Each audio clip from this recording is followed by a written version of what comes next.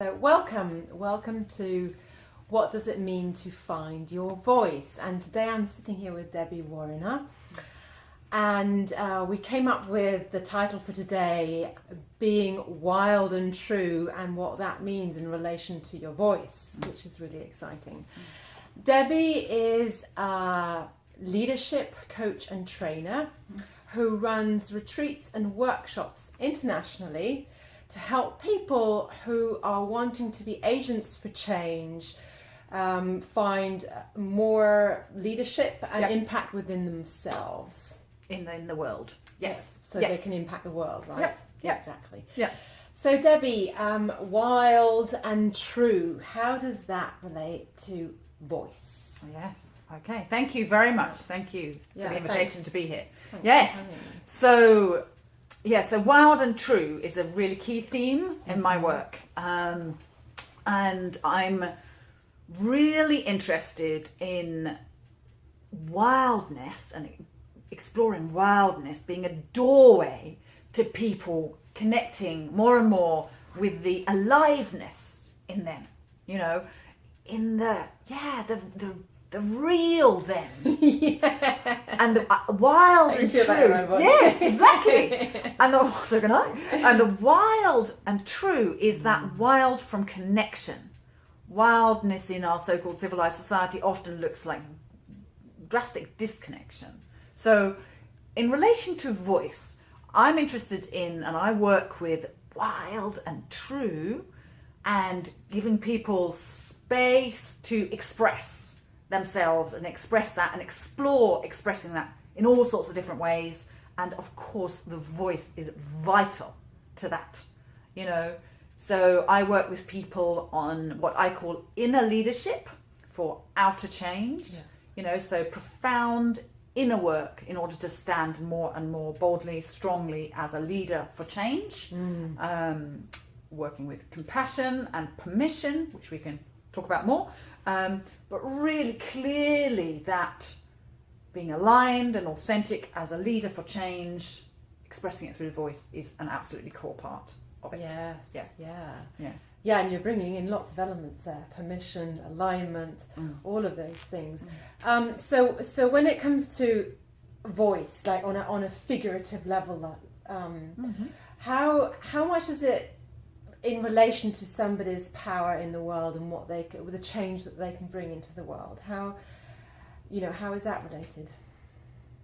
Well, I mean, it's interesting. So I'm interested in people finding their thing, their bit, who they are, and so often what pains them about the world overlaps with who they are and their passion and just who they really, really are. And, and so standing stronger and stronger for change, then, you're going to have a clearer voice, Definitely. due to that knowledge that, who you are, and you found your place, you found your thing. Right. And then you're clearer and clearer that that's your part to play, is what I work with people on. And then clearly that's the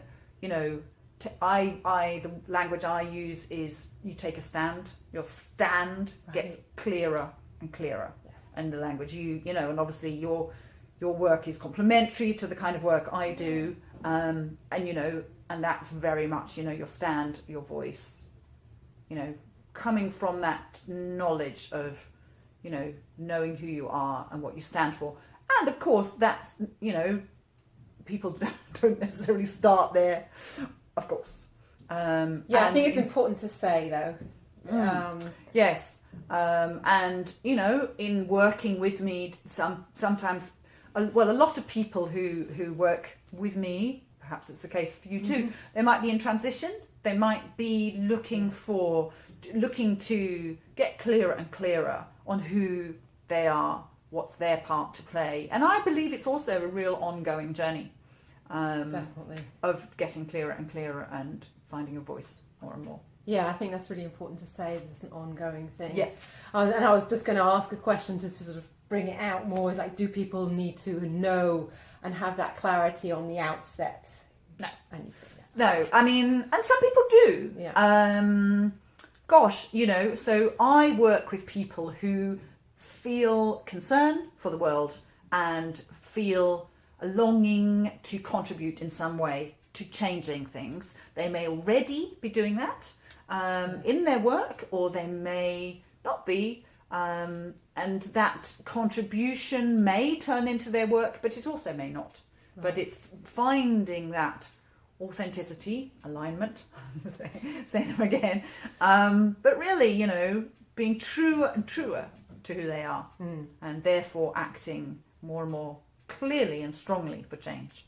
Yeah, yeah, powerful. And so, Debbie, how did you find your voice? Yes. Was that a journey? How did that happen? Sure, it was a journey. Sure, and it still is an ongoing journey. So I've always had a longing to contribute to change in the world. For all sorts of reasons, but yes. And I used to work in large organizations for change. So in particular, large organizations working in the international development field and government for a while, but also other large organizations in that space.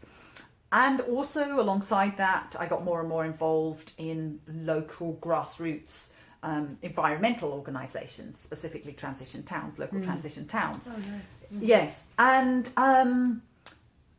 my first degree was psychology. So what I was noticing like grassroots and, you know, like bigger level, big organizations was something quite fascinating around in the grassroots, people's passion for change was, you know, all consuming. Was and is all consuming. It's a very beautiful thing. However, people burn out, you know, and in the larger organizations, that passion and care and concern for change is left outside the door. It's not part of the job, which I find very bizarre. Yeah. So I was very interested. So my experiences of like something within me longing to contribute to change led me to these experiences, and then those experiences led me to be asking this question. So what does it take to have alignment with your passion for change, and not burn out, but to be able to bring that into work, maybe into an organization or into, you know, self-employment, but to have that balance. So were you like in a job and you felt you'd sort of lost passion? Or you'd burnt out? Were you experiencing one of those? I think in particular, I was in both. I wasn't burning out, but I was like perturbed by the lack of care for change and the passion for change in the organisations I was working in. It was a sort of very minor thing. You know, it was a very odd thing to care about changing things, even though we were working in organisations for change. And so what happened to me, another part of my journey, finding my voice, was there was this niggling part of me that wouldn't go away, that was telling me I was supposed to be doing something else with my life. And, you know, and that was a bit scary because, you know, I had a job, it was pretty well paid.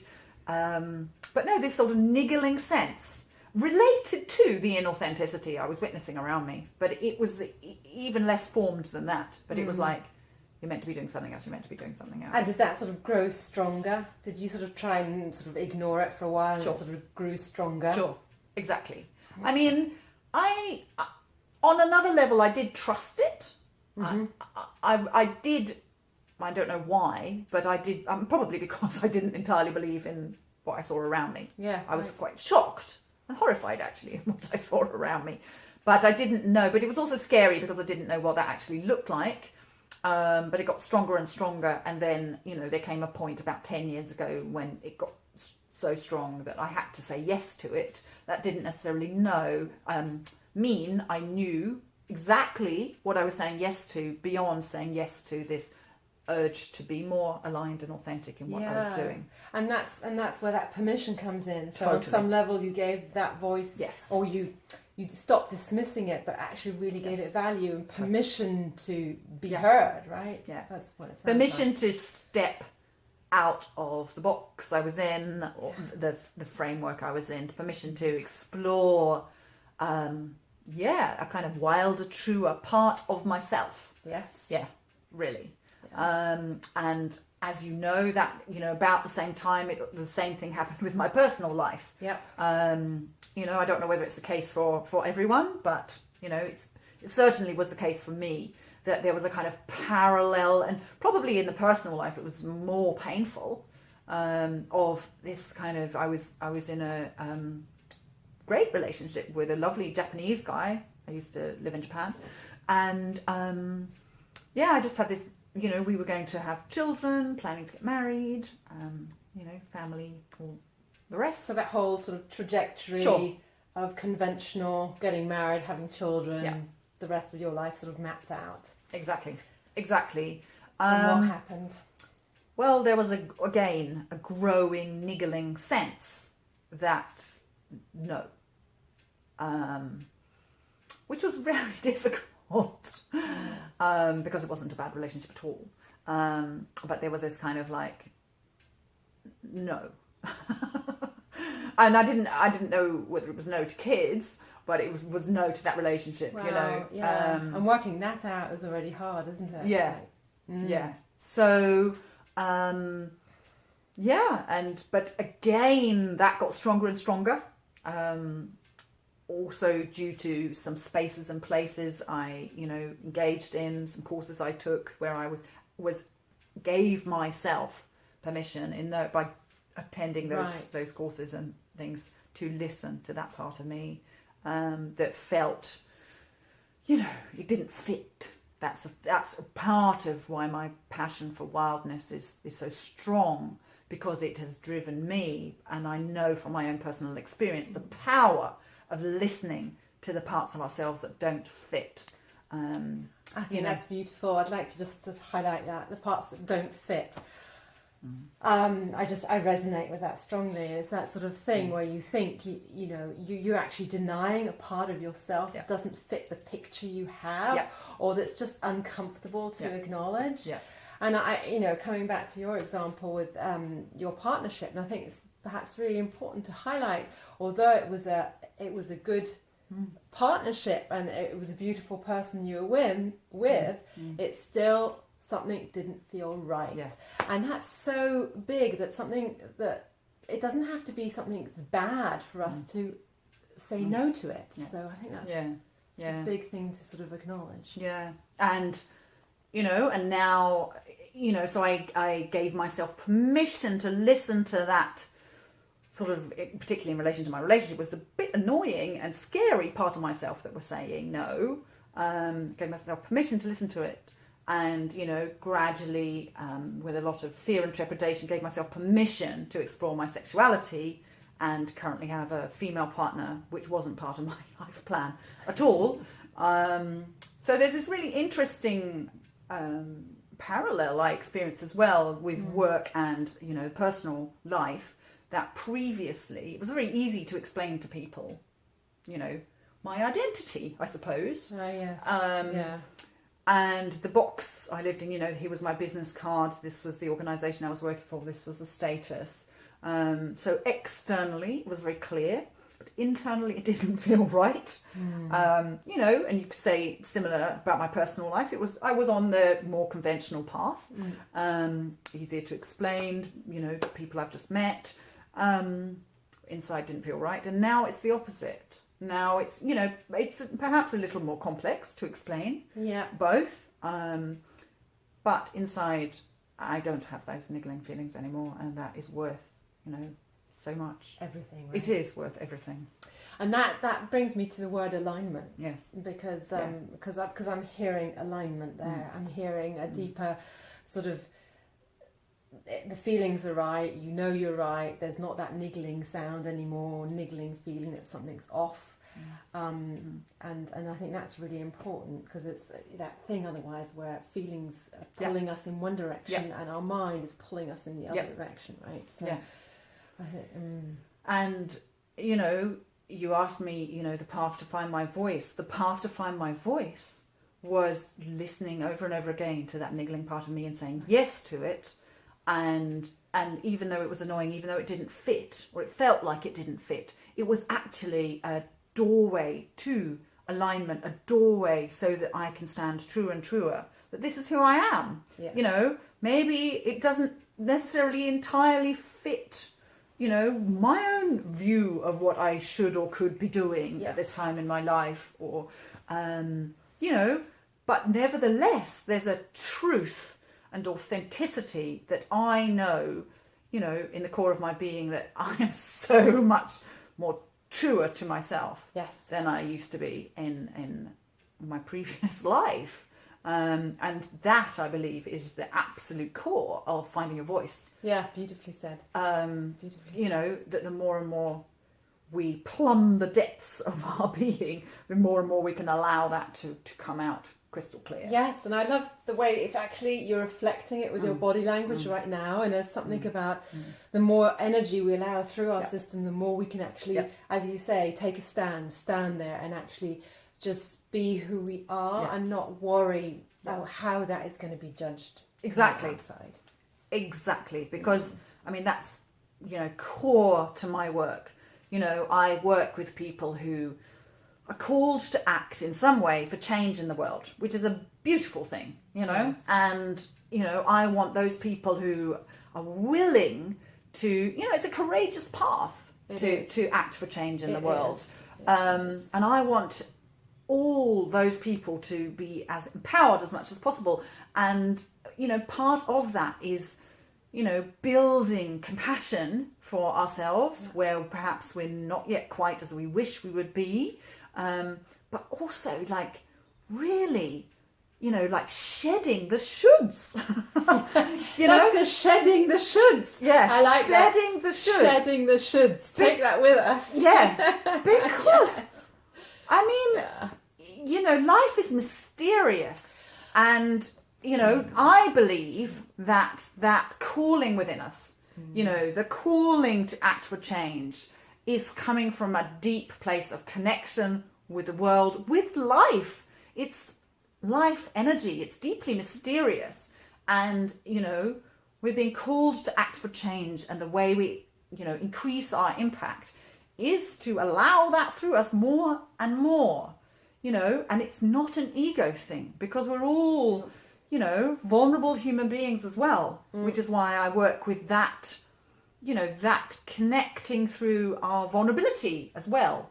You know, it's actually, I think it's really nice you say that, because it's actually, I think it's often misunderstood. It takes a lot of courage to allow or to give that part of ourselves permission, and that can even, like on my path, that can even be permission to be angry as a woman, and that's actually vulnerable. Yeah, sure. And also, as you say, it needs a lot of compassion, because afterwards, you know, afterwards my ego comes in and says, well, why were you angry? It wasn't good. It's not, you know, if a good girl isn't angry or whatever, the sort of, you know, the records we have, or the shoulds, as you say. So that's gorgeous that you so you know, I think it really, we're so tamed and contained, and so much more is possible when we allow ourselves to be all of who we are. I mean, I'm passionate about people, and I have the absolute pleasure of witnessing over and over again the magnificence of people, you know, blossoming, blooming, you know, and really, it's like that. Oh my gosh, you know, part of why I like working with wild is because it's like it's a doorway, it's a invitation to not be so tamed, you know. And of course, I've experienced also people, you know, we're working around the theme of wildness. Some people are like, whoa, no, you know, the resistance. I mean, I work with bags and bags of compassion for that too. I welcome that too. Yeah. Because if we don't welcome that, oh my God, that's too scary. Or, you know, my years of having that niggling feeling, but I wasn't yet ready to jump, to listen to it fully. Yeah. I was aware of it.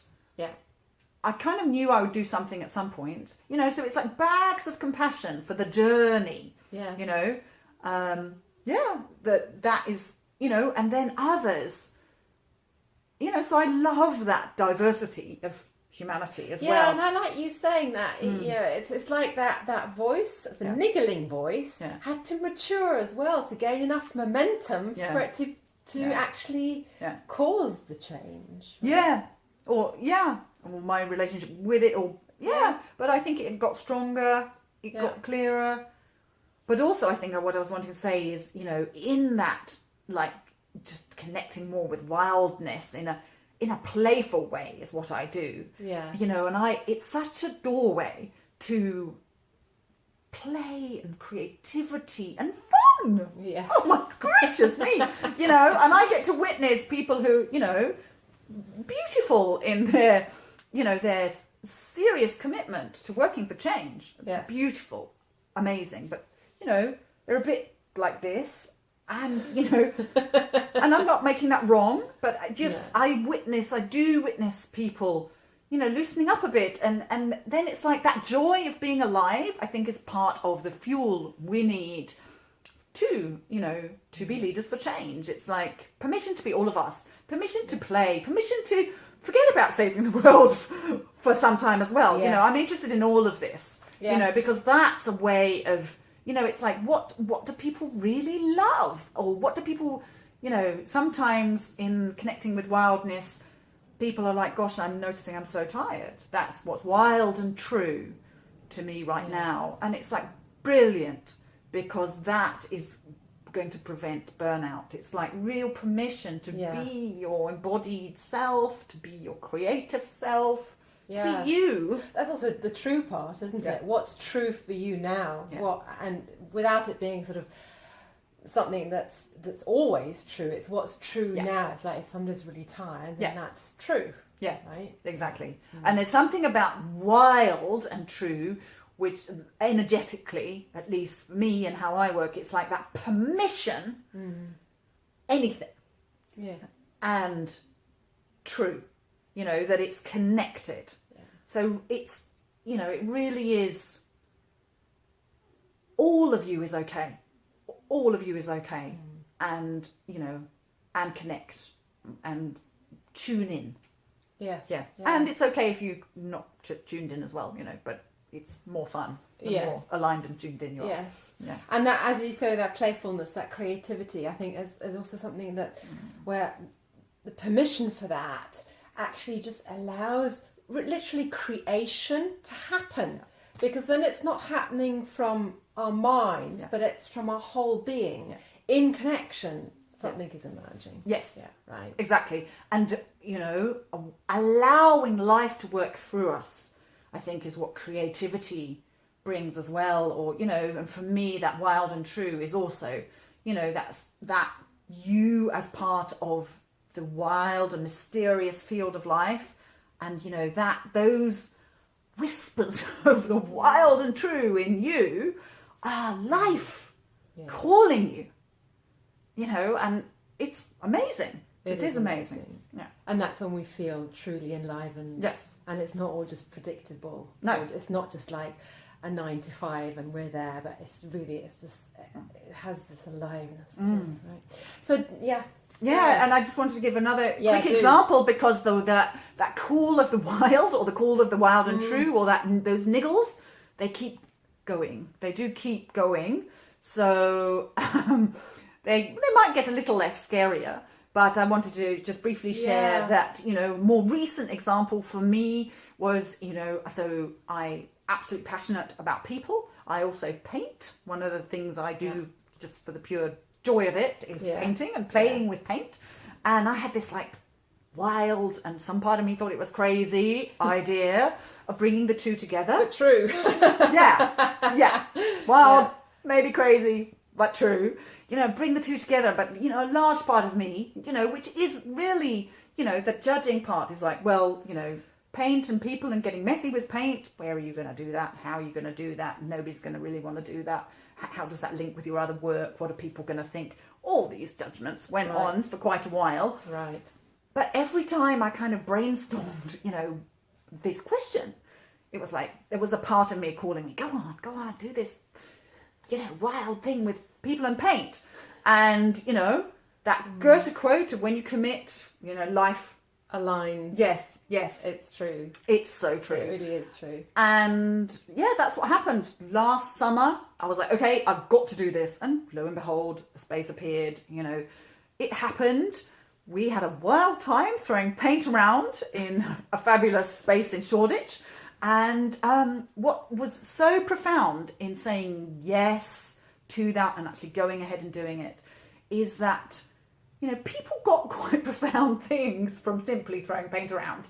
Yeah. So all those judgments that, my inner judgments of, come on, this is trivial or whatever. Actually, it's not. I had one participant was able to have a really important and difficult conversation from a very respectful and loving place. She shared this with me afterwards because she connected with her wild, expressive, playful self. Yeah. And I don't know, given herself permission to be more of herself than she normally is in her everyday life, and was then able to have this beautiful, clearer, compassionate communication, which is profound. It's totally profound, and I think what I'm hearing in that is also how if we give ourselves like that complete freedom of expression, be it physical, like you said, we're throwing around paint, it's physical, that goes then into other parts of our lives too. Yes. And that's really, really beautiful. Yeah. Yeah. So Debbie, for people who would like to work with you, Yes. where can they find you? Perhaps you could let people know. Yeah. So my website is www.innerleadershipouterchange.com. And that shows, upcoming retreats in the New Forest and in Sweden. I work quite a lot in Sweden, just south of Gothenburg, and also shorter workshops coming up are being planned, and they'll be up there very soon. Probably by the time the video's up, they'll be up. Great. So that's super. me. Thank you. And I also send out weekly tips on living wild and true, which are always fun. So you can sign up for them on my website. Great. Yes. Very nice. And if you want to know about my work, which is about connecting to your core, finding your voice and becoming more fully expressed, just go to www.voicepowertraining.org. Great. Thank you, Debbie. No, thank you so much. Thank you Good. for the invitation to be here, Cordelia. Bye Brilliant. for now. Okay, thank you. Bye-bye.